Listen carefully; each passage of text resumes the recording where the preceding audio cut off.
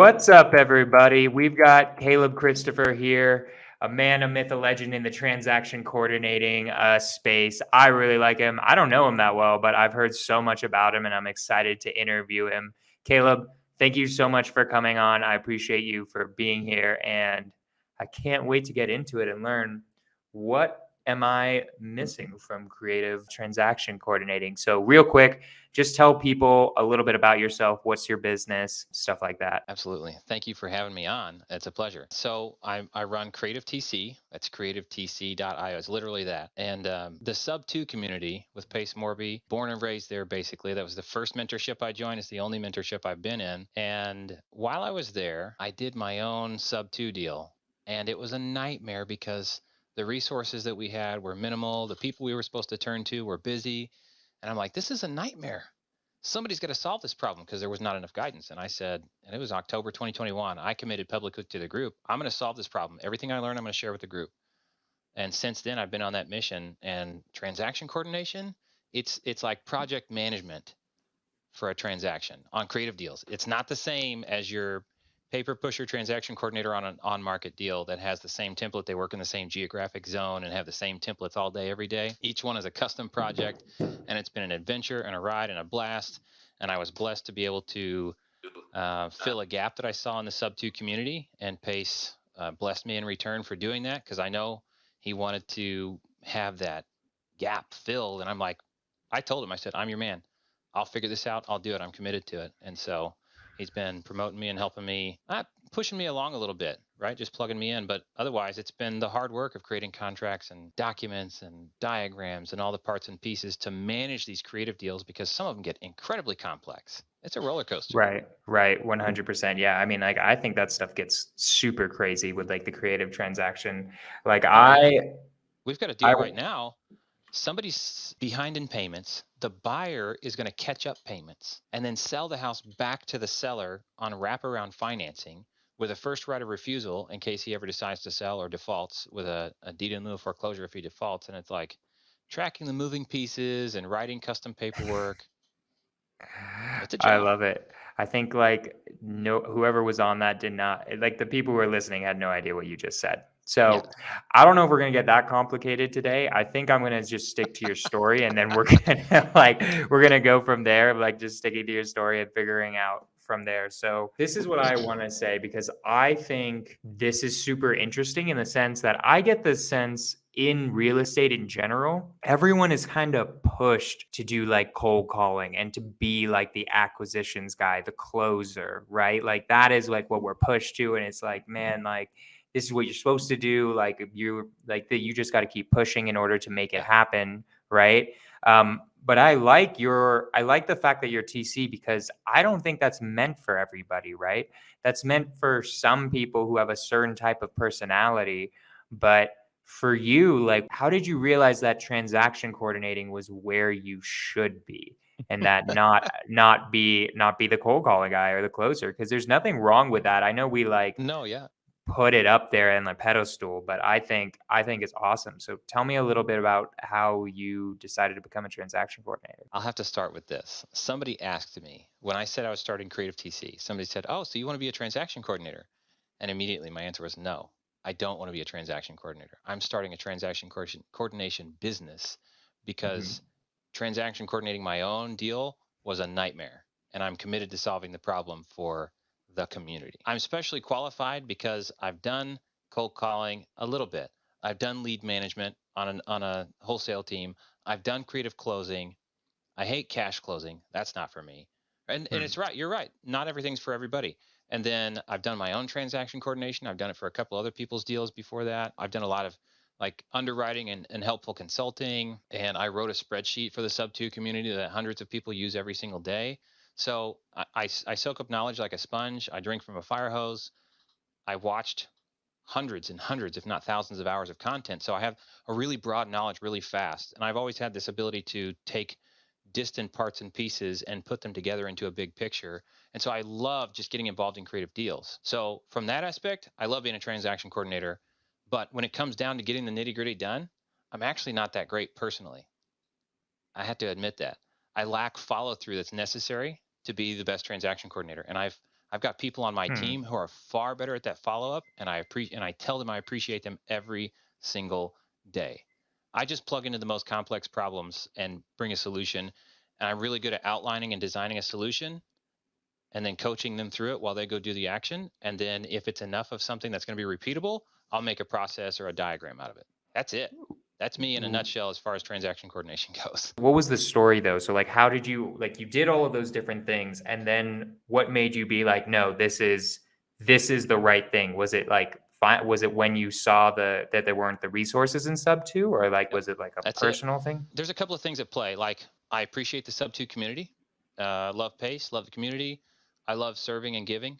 That's just naturally what I do. And I find a lot of, I guess, emotional income by doing that and helping other people and getting feedback. And I saw that this was a gap in the community. And it was honestly, it's kind of a shame that it wasn't filled at the age that the community was at the time. I'm like, this is a problem that needs solved. And I also was working a full time job before. So I didn't have time to go full time nor the courage to go full time as a wholesaler because I knew I didn't like cold calling. I knew I didn't want to build a business around wholesaling personally because I've watched the videos. I've seen the struggles. I've worked on the teams before. You got the VAs and the systems and all the parts and pieces. That's all scary. There's a lot to it. I'm not saying I couldn't do it. That was just not where I wanted to spend my time. So I was waiting for a good opportunity. I thought I just wanted to be a creative closer. I do want to get back to that. But I also wanted to see and touch more deals. And so the self-serving part for me is that I get to see and touch deals I would never have access to if I started my own wholesaling operation. Mhm. I So got you. I get to see the latest and greatest, the first and the worst, whatever you want to insert another rhyme here. I get to see it all, and I love it. Right. How does one know like what type of personality is good for transaction coordinating? Like what type of person if like should consider doing transaction coordinating instead of going down like what everyone does like That's wholesaling companies and all that? that's a really good question. The best people on my team, which I've been building up and paring down appropriately, according to Traction, Gino Wickman, EOS. They're the ones that have a natural tendency. They care. Number one, if you want to put it simple, they care a lot, and they've got the ability to follow through and be consistent. Caring alone is not enough, but it's the start. A strong sense of customer advocacy and a sense of urgency are right at the top of our list of values. A tendency toward action is on the top of our values as well. So like that's like my top three. I think I've got six. I'm working on trying to get it down to five, but it's hard to knock out core values and just get a few. But it's those people, number one, that they care. One of the big things to realize as a transaction coordinator is you're engaged in a deal for hundreds or a couple of $1,000s maybe after a wholesaler has actually spent $1,000 to $6,000. Right. So there's this precious cargo that they're handing to you, and you better treat it right.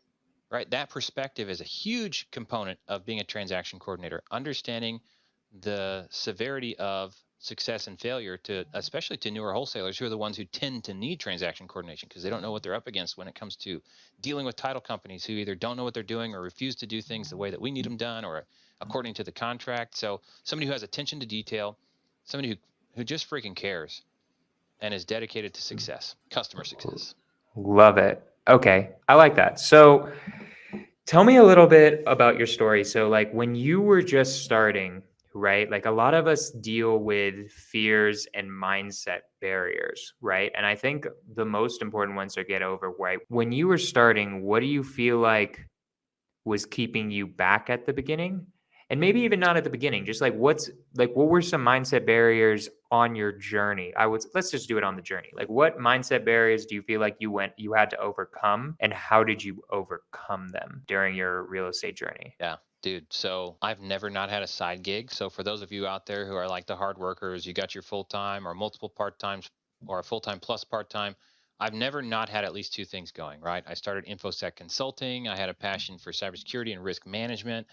I'm a very consultative personality anyway. So in cybersecurity, I get to skip through all the barriers and the red tape. And I get to ask a business owner, what is this going on? Again, like I just said, I like seeing the insides of other businesses. Who's going to let me walk into their Mm, business, point at the accounting department and say, tell me how you're doing, how you're working.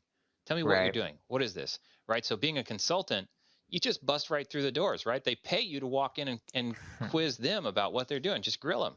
It's incredible. It's fun. And so I had that going. I really enjoyed it. That fit my personality, but I'm not that great of a salesman on that side of things personally. Right. I can only sell what I really believe in. And if I don't honestly believe it's in the best interest of a small business owner to come off of $5,000 right now for a penetration test or another cybersecurity assessment, I'm not going to be a good salesman for that. I believe in Right. transaction coordination because I've seen the team rescue deals from all sorts of problems. And I know that having a transaction coordinator attached to a deal is more often going to do a lot more good than you can figure ahead of time. So I got no problem selling that. And so anyway, I've always had multiple gigs going, and I was afraid to let go or cut things Do you have and something else break other than relationships. transaction coordinating going on right now?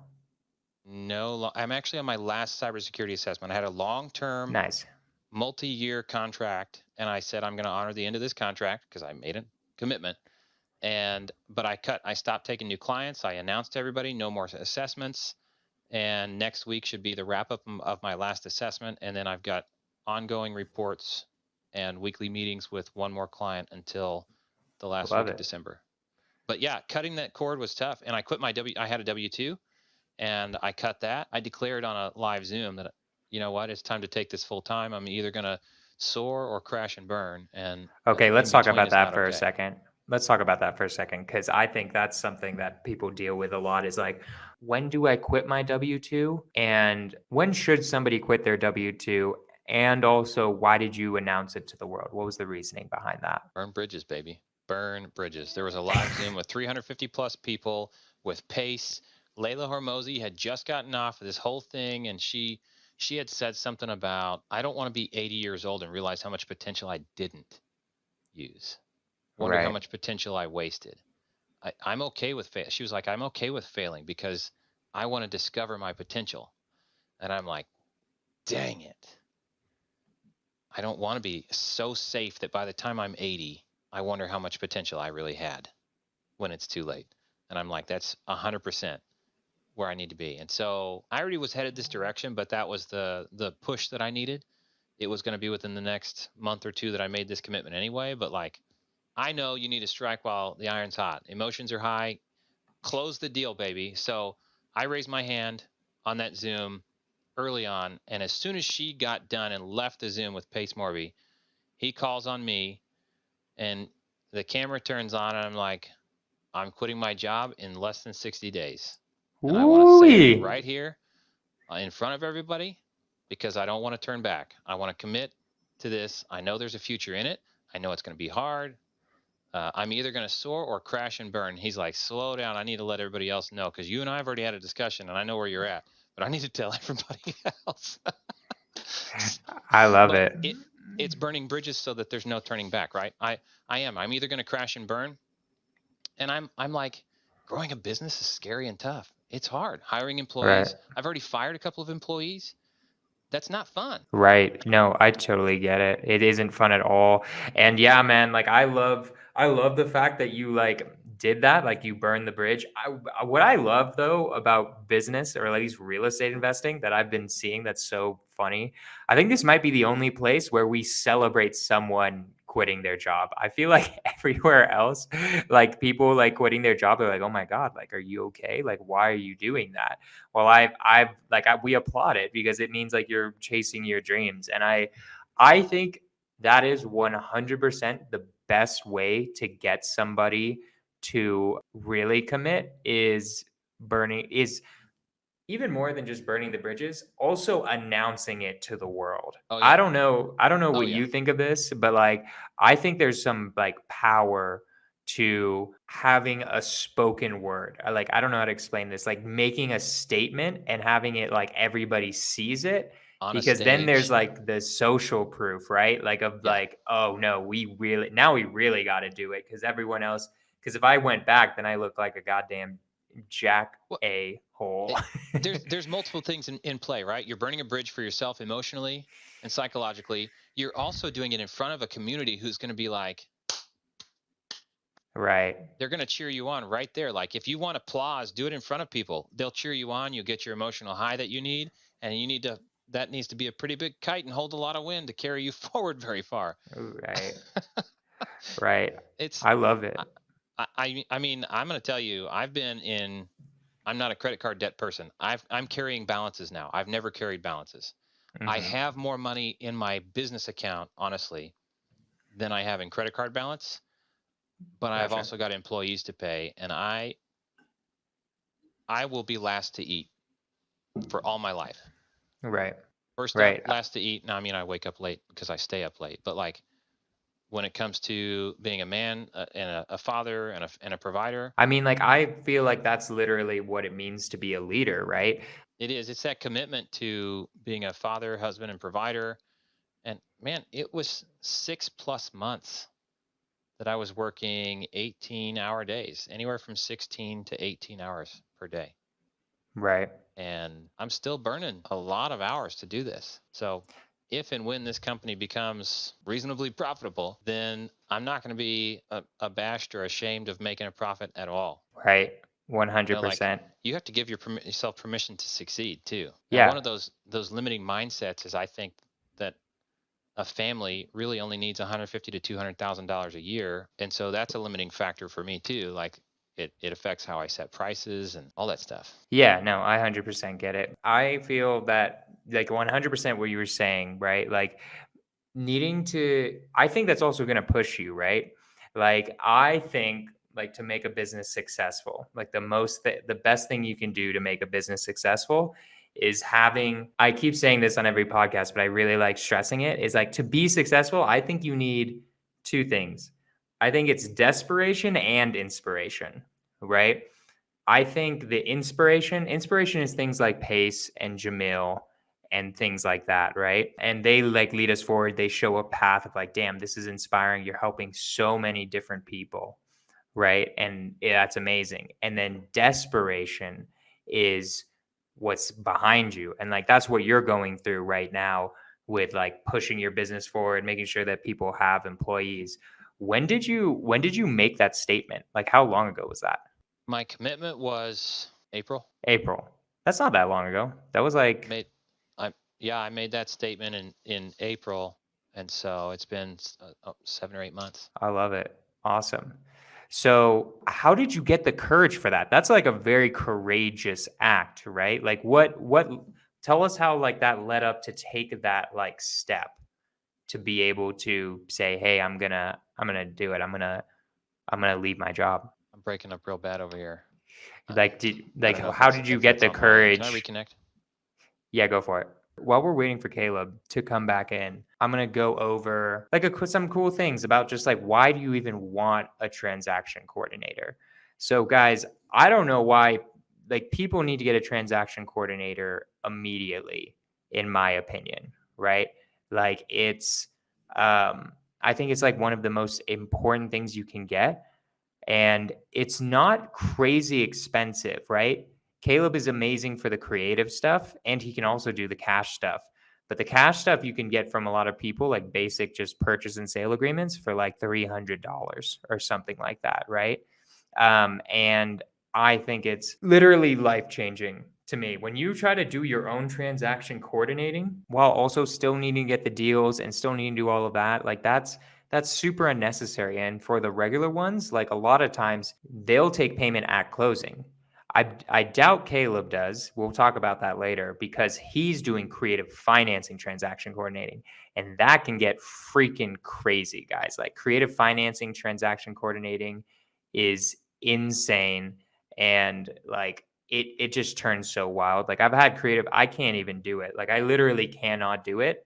And I've been doing this and I've been doing creative deals for quite a while now. I just say like you 100% you need someone like Caleb when you're doing those ones because it gets so wild. Like I don't know, like Caleb was talking about at the beginning something like I wasn't even 100% listening, but it's so gnarly. I've got a deal right now, guys, where I just bought it on a hard money loan and then I'm wrapping it to a fix and flipper and giving him like hard money loan terms. So it's kind of cool. It's but like I needed to get a TC. Otherwise, it wouldn't have worked out whatsoever. Right. So, again, like 100%, like creative TC is like the place to go. I'm going to put it up here again, like creativetc.io, 100%, like check them out whenever you have a creative deal. And if you want like professional work, even with like normal deals as well, it gets amazing. So I'll answer questions so it comes back. Can you tell us a little bit of the process of working with a TC? So working with a TC is really simple. What a TC does is they push the file forward. They're the ones being like, "Hey, escrow, is EMD in from the buyer? Hey, escrow, is uh like what's happening with the sellers? Like, did they sign the agreement? Did they sign closing docs?" They're making sure this thing closes as soon as possible. And yeah, like honestly, it's pretty it's pretty crazy like how it works, or it's so useful, like how it works in general, of like where if you're doing it, it's so stressful. If you have someone else dealing with it, it just makes your life so much easier. And it's also, they're just like not expensive at all. They're so worth it. But yeah, like it's amazing if you get the right TC. Like I'll drop some gems right now while I'm waiting for him. I'm going to teach you guys how to get, I'll just teach you guys how to get a TC right now. How long have you been doing real estate in general? I became an accidental landlord in 2019. And for those of you who don't know, accidental landlord is when you can't sell your house and you have to rent it out in order to make the payments. So we wanted to move. The house next door to my in-laws came for sale, and it's like 4 minutes Long away. ago was this? October 2019. Gotcha. And we couldn't sell the house that we were in for enough. We rehabbed it and stuff, but I would just had my number. I'm not going to go below this number. Now, if somebody made me a creative finance offer for my number, I would have moved on it. But we had to refi, and the money that came out of that was barely enough to get us a 5% down conventional on the new house next door to in-laws, a little outside city limits. It was wonderful. Now I have a renter. Then COVID hits, and I had 5 months of zero payments, maybe 7. I can't remember the count anymore. But, they want 6 months of reserves. Guess why? If you don't know about investment loans, when you want to buy an investment property, they want to see 6 months of PITI in the bank or in retirement accounts that you can pull from as an emergency fund. Right. And that's why. And it's prudent of them to require that. No, And so makes sense. it wasn't long after I did that I ended up reading Rich Dad Poor Dad for the first time, Classic. audiobook actually. And I listen to books at 3x speed because I can. You're a And genius. because I put earbuds in and there's no other sound, so I can focus on that, and I'll just sit there and listen to it. I'll do it while I mow the yard or something. And I wanted to put my head through the wall when I realized how much of my life I had wasted not building up wealth by buying assets. I was glad I hadn't sold that house, and I'm like, not selling it now. I'm glad I got a house that's a rental. And then I found Bigger Pockets, and I listened to the entire Bigger Pockets series. So like, it was 360 episodes at the time, I think. The entire thing? You listened to the entire Bigger Pockets podcast? Yeah, almost 400 That's episodes at the time. wild, bro. I mean, like for people who don't know, how many hours of listening is that? I mean, I guess you 3x'd it. Yeah, but isn't each one like 60 to 90 minutes? Yeah. So would you say 360? So that's 360 hours. At least. Yeah. At least. I love how you're not surprised about how crazy that is. No. That's so much listening. Well, I mean, so my family goes to bed, and I either play video games or learn, and I'd rather learn something useful, and like, because I'm one of those who like absolutely consumes a topic and then moves on. So I'm excited for real estate. I'm excited for transaction coordination, but I also know myself that if I get done learning, like once I feel like I know everything, I'm gonna get real bored, and it's going to be real hard to keep me in real estate. And so I told Pace when I started Creative TC, I said, hey, listen, your boy needs to hire a new CEO within the first year, or he's most likely going to get sick and tired of that job. I'm not going to stick. I already know myself. I'll build something 80%, and then something's broken inside me to take it the next 20. So I need to hire a good integrator. I need to have a good system that's set up. I've got a lot of integrator capabilities from rocket fuel integrator and visionary. I've got a lot of visionary capabilities, and I've got enough integrator in me. Plus, I used to be tech support, IT guy, cybersecurity consultant, all that stuff. I can get myself most of the way. If there were 2 or 3 of me, I'd conquer the world, but there's not. And so I run myself ragged getting to 80%. And then I'm like, I've figured everything out. I've done all the parts I can do. I'd have to hire all the rest out. I'm bored. And I already know that Interesting. I'm broken that way. So I have to hire somebody who's going to care and take that to the next level. And So wait, I'm why? grooming people for that. I'm kind of curious, like what gets bored? Is it the fact that you have nothing to figure out? Like Yep. what is making you bored? Is like you need new challenges, Yep. more or less?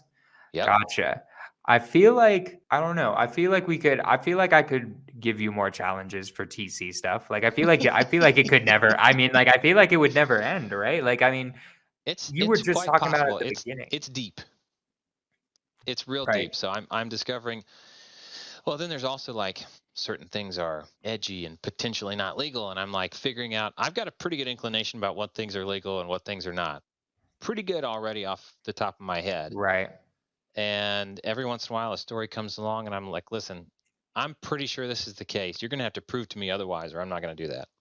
Yeah, well, And 100%. I want to like do this because people don't understand TCs. Like TCs are not lawyers, guys. Like that's not no, their job is not their job is to do your paperwork. Their job is not to understand whether what you're doing is legal or not. So guys, always talk about what you're doing with a lawyer before you do it. The TC is just like they're like a contractor you hired in order to help you like get whatever you're trying to get done. But they're that supposed to doesn't know mean what what you're doing is paperwork legal. goes into a deal. They're supposed to be able to proof. I'd say a good TC is able to proof your underwriting, right? When we onboard a deal, somebody sends us a deal via email, meaning a signed contract. Then we look at it. One of my onboarding specialists tears it apart. Right? You missed initials here. I mean, they don't say this right back to the person's face, but they're like, these initials aren't consistent. This signature doesn't match. They signed as a company and not as a person. Like just tearing it technically apart. Also looking at the quality and content of the contract. Oh, you don't have a memorandum clause. You don't have this in there. You don't have that in there. Why aren't you using the PACE contract? There's a free wholesale contract that's published to the whole world, and it should be the golden standard at this point. It's 6 pages. Quit complaining. So we onboard and we just tear them apart and put them back together with a little to-do list of here's the amendments we need to move forward. There's that. There's knowing what's supposed to be there, knowing what's normally in there, doing a gut check. I've started turning down deals that where it doesn't pass our gut check, like either for legality purposes or I think this is too tight of a deal and everybody's going to be like clinging to every last dollar and you're going to resent us for paying us as much as you're going to have to pay for us to do the job. And it Right. ends up being more work anyway for the tight deals. So, I mean, if I can say this to anybody, don't get butthurt, but do better deals. I'm serious. If you're targeting under $100,000, maybe that's the Mm, mindset thing that you need to fix. right. I worked as a lead manager for a wholesale team, and the leads were easier. You were faster to the point of conversion on these houses that were like under 100K. But dang, the margins, the profits on these things is like 5 to 10K a piece, and it's tight. And you know what? The mentality of a seller who's under $150,000, that's my magical number. Under $150,000, you're negotiating in hundreds of dollars, right? I can do this, maybe 1,000 at a time, right? You go up and down by 1,000 or 500, but most likely in the 500 range. I can do this. Well, this five. No, this five. That's the mentality you're dealing with. They cling to the pennies. Over $150,000, now you can start dealing and negotiating in fives of thousands of dollars. I can do Yeah. 165. I want 170. And Right. you can deal somewhere in between that 5,000s at a time. And above 400,000, you're dealing in tens of thousands of dollars of swing room. If you're looking Yep. for a cut of a deal, give yourself permission to do bigger deals. It's not that you have to own a $600,000 house to do a $600,000 purchase price deal. And Yep. that's something that's big. Like it takes the same amount of effort. I'll contend it actually sometimes takes more effort for the cheaper deals because people are clinging to each dollar. Sometimes it takes more effort to do the Interesting. same deal for a lower profit. Yep. 100%. So what like I 100% understand you. My markets are San Francisco and Sacramento. Sacramento That's is like easy. average Oh yeah. 400K, and then San Francisco, we've got houses in the hood for $700,000. So it gets Yeah. pretty crazy with those numbers.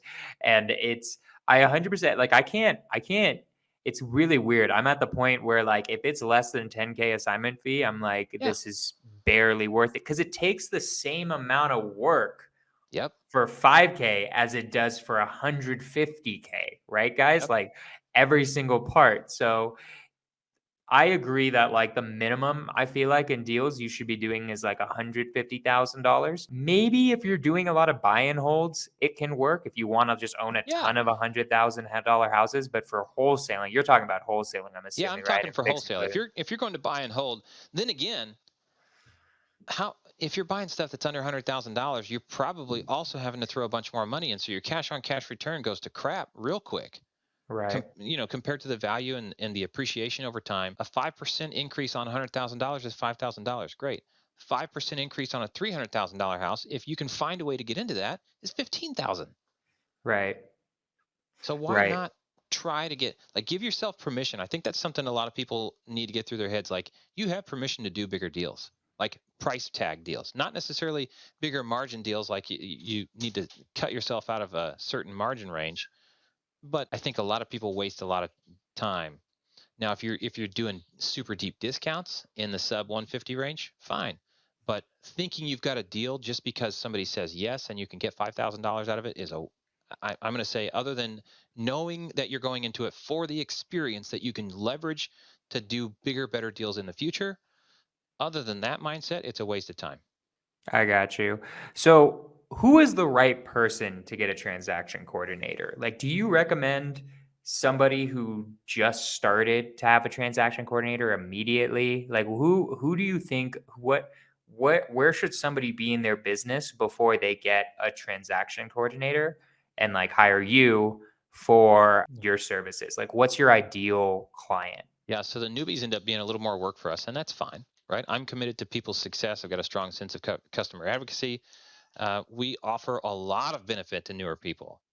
We've been through the ringer. We've got a couple of black eyes from different deal types, and we can spot problems from quite a distance just looking at your contract. Ooh, this one has, you said somebody's dead. We're dealing with probate. Oh, okay. You're in for a long ride here because of this, this, and this. You might want to restructure it this other way. So, those sorts of insights come big into play for newer people. And there's a lot of different situations. So running it by a TC is a great idea anyway. And then there's this mid range where people kind of get the know and the flow. And if they're not too busy, look, I realized early on I'm selling two things as a transaction coordinator. One is confidence. If you're a newer person, your TC is going to be able to back everything up, check your paperwork, gut check your deal, and say, you know what, I don't think this is that great of a deal. You're probably going to need to structure it this way. I'm not saying every TC. Now, traditional real estate TCs, not in the same ballpark, not even the same region as far as what Right. I would expect a TC to be able to do. A traditional TC pushes consistent forms and they just make sure things are signed and on deadline and appointments are made. So no offense to those people. In the wholesale world, you can be a traditional TC maybe, but there's a lot more that goes into being able to underwrite, gut check a deal. So there's a lot of value for a newer person. Then when people ramp up to the point where they've got time and they're doing a few deals and they've got the swing of things, I think it's relatively prudent to get in the weeds and do a little bit of your own work to figure out if you like it or don't like it, or if you want to hire it in house or finally outsource it, because that's a decision I think you, the individual wholesaler, need to make. And then there's the third level is like the people who are like whoosh, performing. I don't have time for any of the paperwork. I just got a client that put me on retainer. We're going to build him a refill every month. He's like, I want you to send contracts. And he's learned it's expensive to have a TC like me sling contracts, right? We're not just slinging offers. It's like when he gets a verbal close, he wants that out within 6 hours. So Right. we're going to schedule, we're going to do a seller walkthrough. He's like, just bill it against the retainer and we'll refill it at the end of the month. That's how busy he is having meaningful high dollar conversations with sellers. And so there's an appropriate fit, usually at the beginning and usually at the top end. And somewhere in the middle, it's good to interact, and they can save your butt on a deal that you're not really sure about. Anytime you do a new type of deal or something's unfamiliar, I recommend getting a TC who has experience in that specific thing. And Right. one last thing, don't let a TC let your deal be their first one of that type. Say that one more time. Say that one more time for the crowd. Do not let a transaction coordinator be run your deal as their first deal of that type. They need to have a And partner. why? You don't know crap. You need the hand of somebody who's been through it. I've had the black eyes. I've been the one that's gone through. Now, I care a lot more than I think a lot of other people. I have a lot more attention to detail, and I've studied. I listened to the entire Bigger Pockets podcast. I can answer any question that they have, right? I watched almost all of the Subto Vault, the Pace Morby Creative Finance Group. I watched hundreds That's and hundreds so of hours of content at 2x crazy. speed. So I learned most of that stuff. I've watched way more than most people, and I absorb stuff. So I'm okay, and I'm upfront with people. I've not done this before. This is what I expect to see. And so there's no surprises. I'm not tricking anybody into using me, and I'm going through and I'm getting black eyes and I'm doing the extra work to make sure the deals get done. But I'm also hosting a virtual office for other TCs. And I think this is Mm. another thing that I really enjoy doing because I like having community. I don't like being alone and bored. I like having problems to solve like we talked about before. So we have transaction coordinators inside the Sub2 group who are paying to be on an all-day Zoom with me, and it's co-opetition. I'm referring deals to them. They're referring deals to me. They're asking questions of me. I'm giving them updated paperwork and suggestions for how to phrase things. They ask me, hey, this is going on. How do you deal with that? And I'm like, oh, yeah, I did that once. It was this, right? So they have a support structure, and I'm proud to be part of that. But once they get once they grow their wings, they're off to fly. They're not going to stay with me forever, and that's fine. But I really enjoy teaching and training. And again, it gets me into even more deals.